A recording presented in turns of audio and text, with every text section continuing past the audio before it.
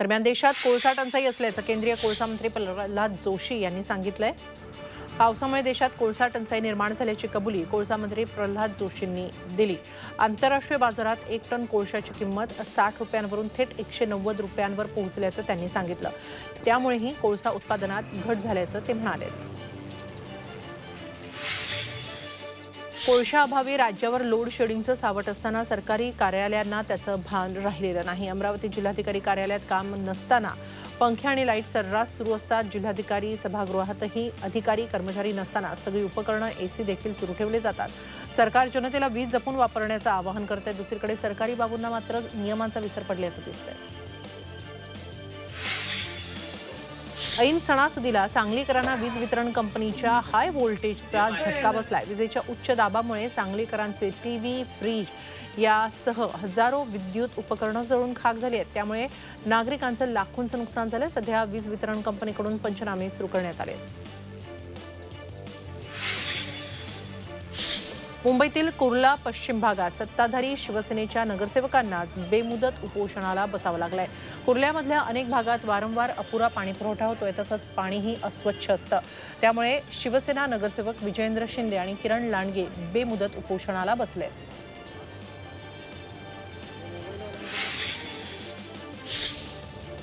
भंडाऱ्याच्या साकोली तालुक्यात आदिवासींना निकृष्ट दर्जाचं खावटी धान्य वाटण्यात आलं। त्यामुळे भीक नको हक्क हवा असं सांगत त्यांनी हे धान्य आदिवासी विभागाला परत केलं। आदिवासी विकास प्रकल्प कार्यालयानं खावटी योजनेअंतर्गत हे धान्य तब्बल 15 वर्षांनंतर दिलं, तेही निकृष्ट। दरम्यान 1250 किट्सपैकी 750 किट्स वाटण्यात आल्यात, तर 500 किट्सचं वाटप थांबवण्यात आलंय। अतिवृष्टीग्रस्त शेतकऱ्यांना मदतीच्या मागणीसाठी लातूरमध्ये अन्नत्याग आंदोलन सुरू आहे। भाजप नेते संभाजी पाटील निलंगेकर 72 शेतकऱ्यांबरोबर 72 तासांसाठी उपोषणाला बसलेत। आंदोलनाच्या दुसऱ्या दिवशी काशीनाथ गनिमे या शेतकऱ्याची तब्येत ढासळली। निलंगेकरांनी त्यांची समजूत काढून त्यांना रुग्णालयात पाठवलं, तर सरकार लक्ष देत नसल्याच्या निषेधार्थ मुंडन आंदोलन करण्यात आलं। ओला दुष्काळ जाहीर करावा आणि शेतकऱ्यांना तातडीनं मदत करावी या मागणीसाठी मनसेनं औरंगाबादमध्ये आंदोलन केलं। विभागीय आयुक्त कार्यालयासमोर जागरण परिषद घेत शेतकरी समस्या आणि नुकसान यावर त्यांनी चर्चा केली। यावेळी मनसे कार्यकर्त्यांनी खराब झालेली पिकं फेकत सरकारचा निषेध व्यक्त केला।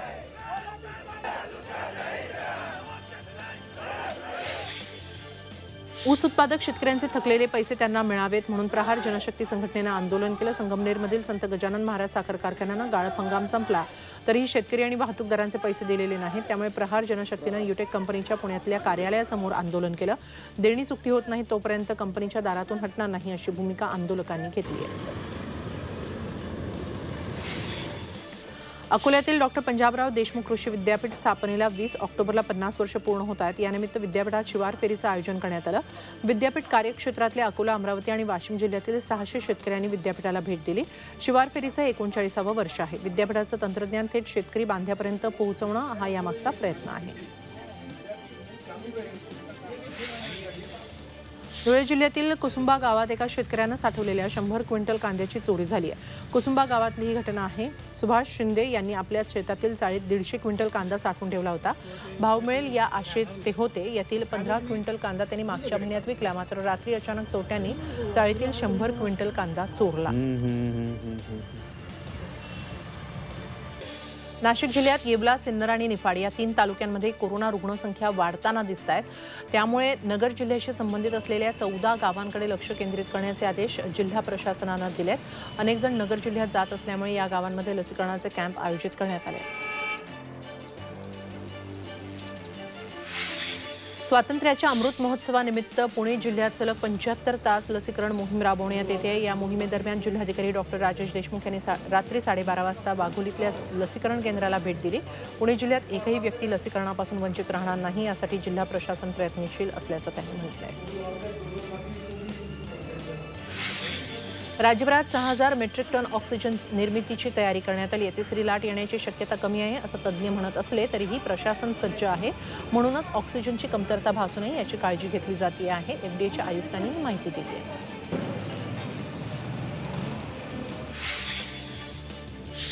मालेगावात 10 शिक्षकांना निलंबित करण्यात आले। 13 लाभार्थ्यांना कोरोनाची लस न देता त्यांचं लसीकरण झाल्याची नोंद केल्याप्रकरणी ही कारवाई करण्यात आली आहे। त्यांच्याविरुद्ध राष्ट्रीय कामात अडथळा आणल्याचा ठपका ठेवण्यात आला। मालेगावच्या संगमेश्वर केंद्रावर लसीकरणादरम्यान 2 जुलैला हा प्रकार घडला।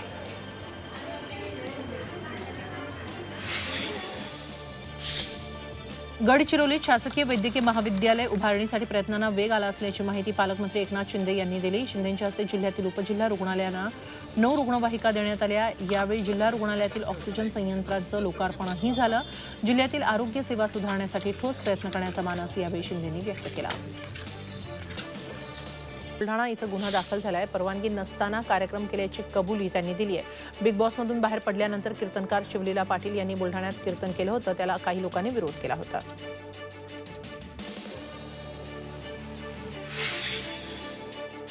वापरलेल्या मास्कपासून पायपुसणी बनवून त्याची विक्री होत असल्याचा धक्कादायक प्रकार नांदेडमध्ये उघडकीस आलाय। मास्कपासून बनवलेली पायपुसणी नांदेड शहरातल्या रस्त्यांवर विकली जात होती। याची माहिती मिळाल्यानंतर महापालिकेच्या पथकानं ही पायपुसणी जप्त केली। सर्जिकल मास्क आणि विविध प्रकारच्या मास्कपासून ही पायपुसणी बनवण्यात आलेली आहे। दिल्लीमधून या चटया आल्याची माहिती आहे। सांगली आणि सोलापूर जिल्ह्यात शेतीची अवजारं चोरणाऱ्या सराईत चोराला विटा पोलिसांनी करंजेमधून अटक केली। सीताराम लक्ष्मण येडगे असं या आरोपीचं नाव आहे। त्याचे एकूण 9 गुन्हे उघडकीस आले आहेत। पोलिसांनी त्याच्याकडून 1 ट्रॅक्टर, 6 रोटर, औषध फवारणी मशीन आणि इतर साहित्य असा एकूण 10,12,000चा मुद्देमाल जप्त केला। सांगली जिल्ह्यात अतिप्रसंग करण्याचा प्रयत्न करणाऱ्या पुरुषाला विरोध करणाऱ्या महिलेलाच मारहाण करण्यात आल्याची धक्कादायक घटना घडली। एका विवाहित महिलेवर अतिप्रसंग करण्याचा प्रयत्न करण्यात आला। महिलेने त्याला विरोध करत आरडाओरड केली आणि स्वतःची सुटका करून घेतली। याबाबत पोलीस ठाण्यात तक्रार देण्यासाठी महिला जात असताना तिला बेदम मारहाण करण्यात आली।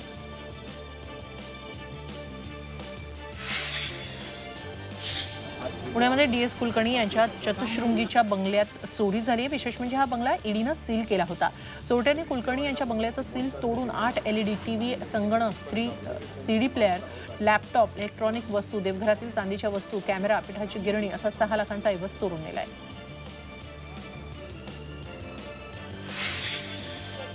साईबाबा संस्थानचे वादग्रस्त तत्कालीन मुख्य कार्यकारी अधिकारी कान्हूराज बगाटे यांना नोटीस बजावण्यात आली आहे। तदर्थ समिती आणि उच्च न्यायालयाची परवानगी न घेता जवळजवळ 25 कोटी रुपयांची बिलं परस्पर अदा केल्याबद्दल ही नोटीस बजावण्यात आली। आरटीआय कार्यकर्ते संजय काळेंनी बगाटेंविरोधात याचिका दाखल केली आहे।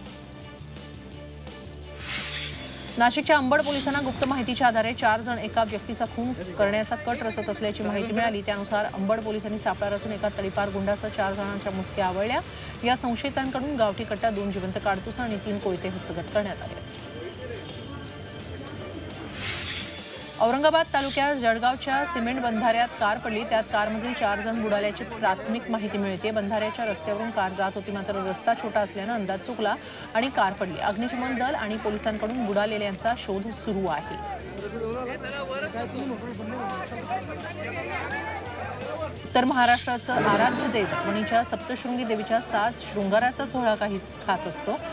सकाळी पूजा झाल्यानंतर 1.5 ते 2 तास हा सोहळा चालतो। देवीला 11 वार पैठणी किंवा शालू लागतो। पैठणी येवल्यावरून मागवली जाते, तर वारानुसार साडीचे रंग आणि कुंकूही ठरलेलं असतं। देवीला ठुशी, कर्णफुलं, मंगळसूत्र, हिऱ्याचे हार, कंबरपट्टा असे दागिने घातले जातात।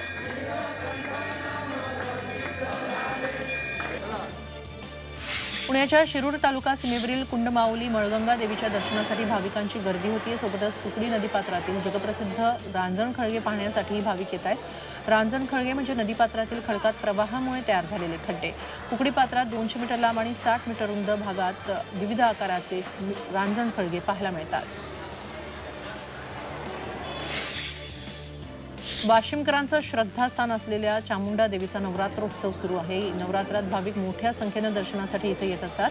वाशिमचं ग्रामदैवत चामुंडा देवीची 10 फूट खोल गाभाऱ्यात स्थापना करण्यात आलेली आहे। नवरात्रीनिमित्त इथं विविध धार्मिक कार्यक्रमांचं आयोजन करण्यात आलं आहे। रायगडच्या गोरेगाव इथल्या श्री अमृतेश्वरी गायत्री देवीचं मंदिर पंचमुखी मूर्तीमुळे प्रचलित आहे। सूर्य, गणपती, गायत्री, शंकर, विष्णू अशी 5 मुख आणि 10 हात या मूर्तीला आहेत। देशभरातील भाविक या ठिकाणी दर्शनासाठी येत असतात। नवरात्रीचे 9 दिवस जागर गोंधळासह सर्व धार्मिक कार्यक्रम इथं पार पडतात। पंढरपूरच्या रुक्मिणी मातेला तुळजाभवानी देवीचा पोशाख परिधान करून तिचं रूप बदलण्यात आलंय. विठ्ठलाला खास मत्स्य अवताराचा पोशाख देण्यात आलाय. या दोघांचंही हे रूप खूपच विलोभनीय दिसतंय.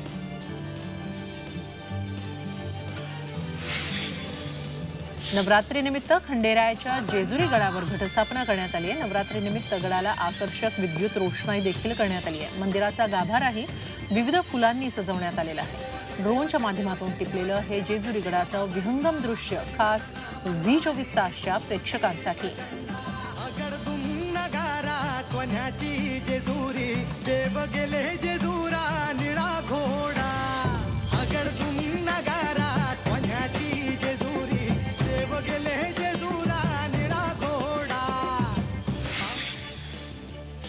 नवरात्र साजरा होत असला तरी यंदा जेजुरीमध्ये मर्दानी दसरा आणि पालखी सोहळा होणार नाही.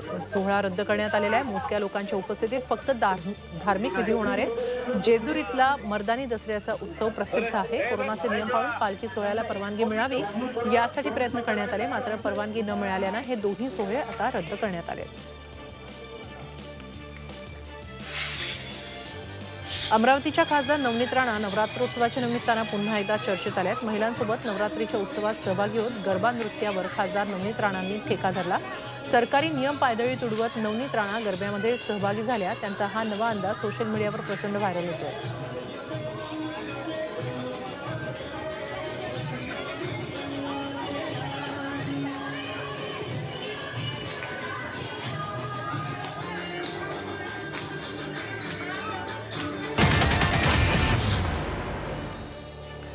चंद्रपूरच्या ताडोबाच्या जंगलात वाघीण आणि नर अस्वलाच्या झुंजीचा थरार पाहायला मिळाला. देवाडा जंगलात समोरासमोर आलेल्या या वन्यजीवांनी घेतलेल्या लढाईच्या पावित्र्यामुळे क्षणभर पर्यटक थबकले. नर अस्वलानं जंगलाच्या राणीला न जुमानता डाव टाकण्याची तयारी केली होती. पर्यटकांना ही लुटुपुटूची लढाई पाहायला मिळाली. वन्यजीव प्रेमी रणवीर सिंग गौतम यांनी हा थरार कॅमेऱ्यात कैद केला.